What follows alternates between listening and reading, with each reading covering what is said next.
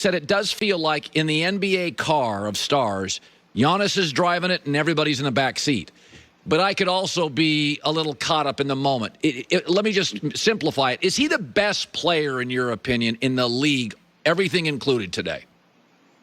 He's the best player in the league right now. And after this finals performance was the icing on the cake. But he's the best two-way player. It's not just about his offensive skills. I think it's because of his defensive skills. I mean, this guy can guard 1 through 5. You saw that in Game 6, the way he was guarding Chris Paul throughout that game. And then he can obviously go guard the 5-man. And obviously rims protects. And then offensively, I thought he's actually learned and got better throughout the playoffs how to control his game. Less jump shots, no more random bad threes. He stayed away from those, attacking the basket, staying in his zone.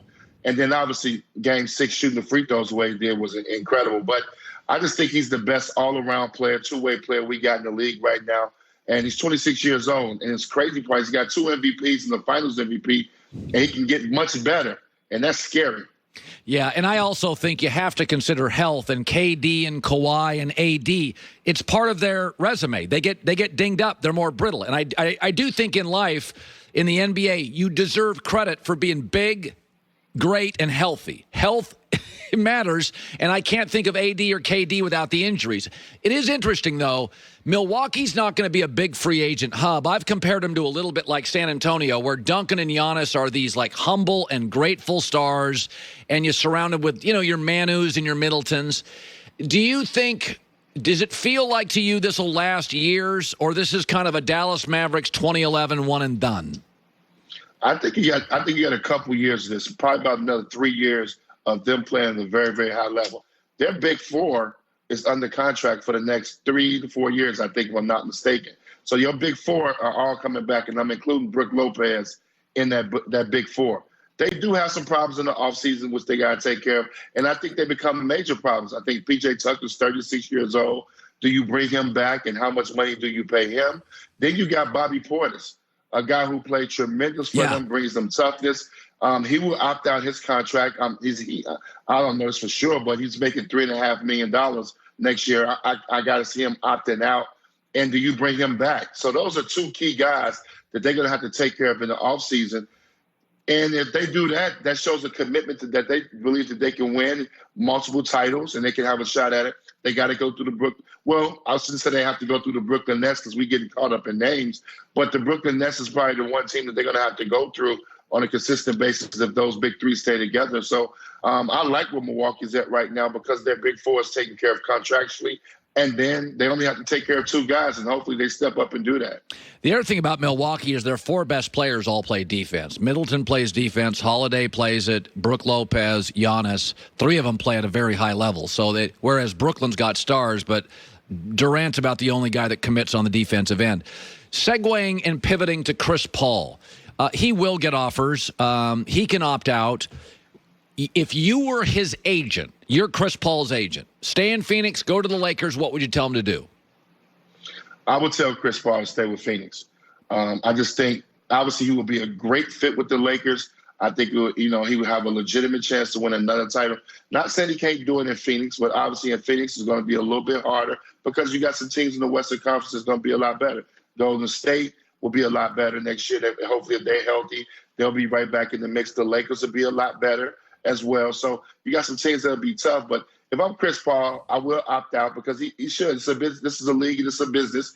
He deserves more money. He played well enough the last 2 years and not to get into the finals this year to deserve a contract extension.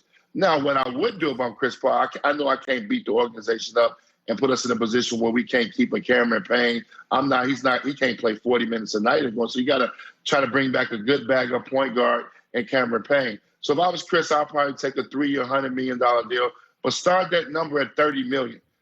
He's supposed to make $44 million, so you knock off $14 million a year, but just bring that number down a little bit to help the organization out. And he deserves an opportunity to try to get this team back there. They're young, but also they got to remember this.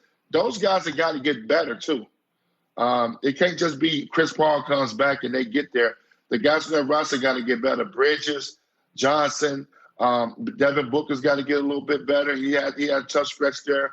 and we know how great he was in the playoffs. So it's about guys putting the effort in, getting a little taste of being in the finals, and want to get back there. You know, it's interesting about the super teams. Your Miami team in 2006, it's Shaq, it's Wade, it's you. If I recall, Gary Payton. It's just a lot of big names. And you know, that was, you guys were all-star level players. Do you, when you go look at your Miami experience, I always feel like the downside to a super team like Brooklyn, you can't have much of a bench, and like sometimes musical bands, egos break it up. Because whereas I do think Middleton knows it's not his team, it's Giannis. Like, he knows that. Pippen knew it was Jordan's team. It lasted a long time. And I think the Spurs, Manu and Tony Parker knew it's Duncan's team. But then you get situations like Kyrie probably thinks he's better than Durant and James Harden. Take me back to your Miami experience. When did you start feeling during it, all right, I can sense the egos a little bit. We all want that shot. Was it fine for a year and a half, but when did you kind of feel like it's not going to last forever? Well, the crazy part for us is that Stan started off coaching, and Stan Van Gundy was the coach. So he coached us for 20 games. So we came in with this mentality. But once Pat Riley came down, and Pat Riley commands the room, he's a great coach. We all had a high level of respect for him. It became simple then. The goal was to win the NBA title, whatever we had to do to sacrifice to win. The one thing about our team that we understood, it was Shaq, then D-Wade, and then obviously D-Wade, as the season went along, kind of took over as that offensive guy. We went behind D-Wade. But we knew it was a 1 year to possibly a 2 year thing. Alonzo Mourning was on his last leg. He wanted to try to get him one. Gary Payton was on his last leg. Jason Williams was not necessarily the healthiest. He was having knee trouble, but he still could play. Then we had Posey, myself, Udonis Haslem.